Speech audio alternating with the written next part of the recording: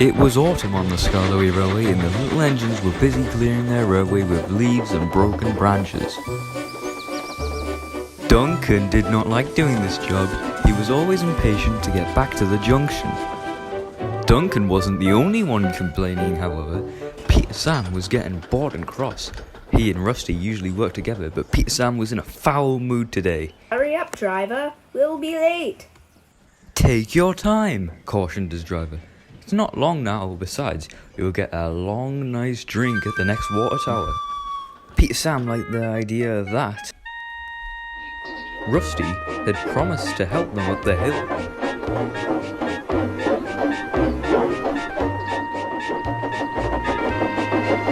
And once there, Rusty tooted goodbye.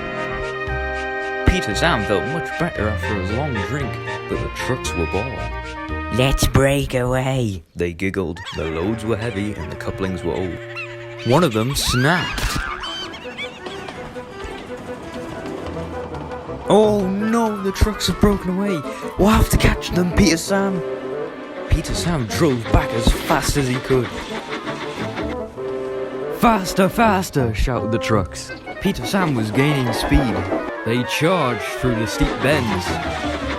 Then, it was too late.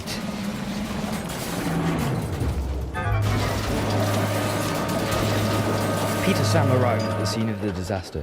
His driver sighed. This was our fault. We didn't secure them properly. We'll have to get help to pull them out then. The thin controller will be very annoyed at me.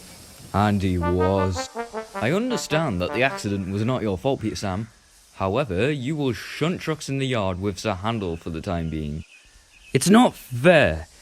Peter Sam caused an accident, I have to work with him, and now Duncan is laughing at me. Duncan was laughing in the corner of the shed. Fancy being forced to work in the yards, and fancy not securing your trucks on a hill. They'll come back to spook you in your special funnel.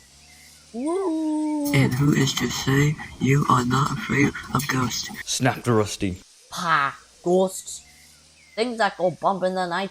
Rubbish. Well, how about I'll tell you a story that might make you feel clever. And the little diesel began his story. A long time ago, an engine who used to work for the quarry was heading home. It was a bright moonlit night. As the engine crossed the old iron bridge, he suddenly lost control.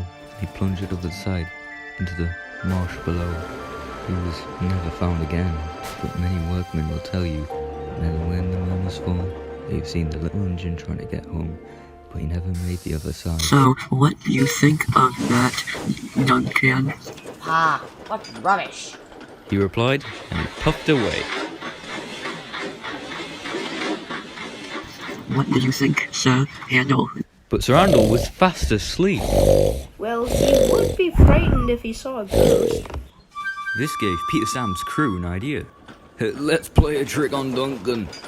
The next morning, they spoke to Duncan's driver and fireman, who agreed. We'll do it tonight. Peter Sam and Sir Handel couldn't stop chuckling. What are you two laughing at?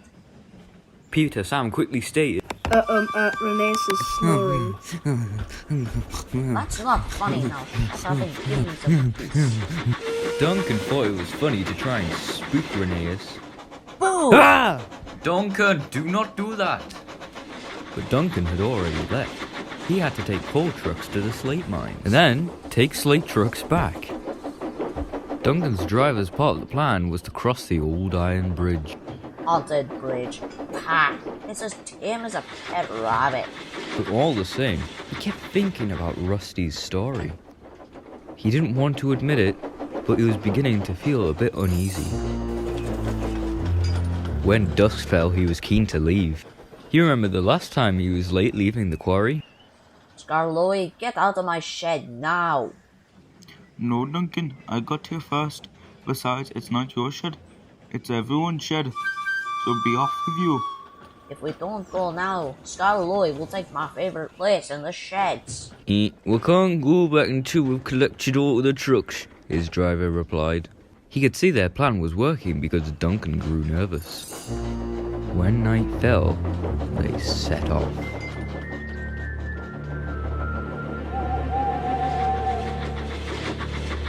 The ghost story isn't true.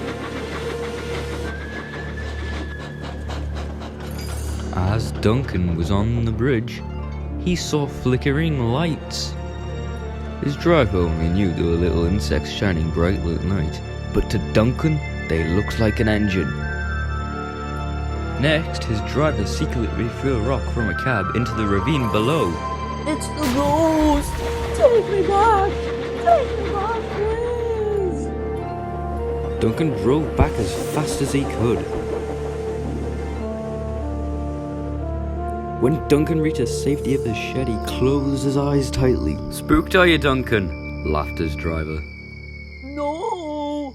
I'm asleep. And he refused to open his eyes. He did though, when he thought his driver wasn't looking, just to make sure he was still there.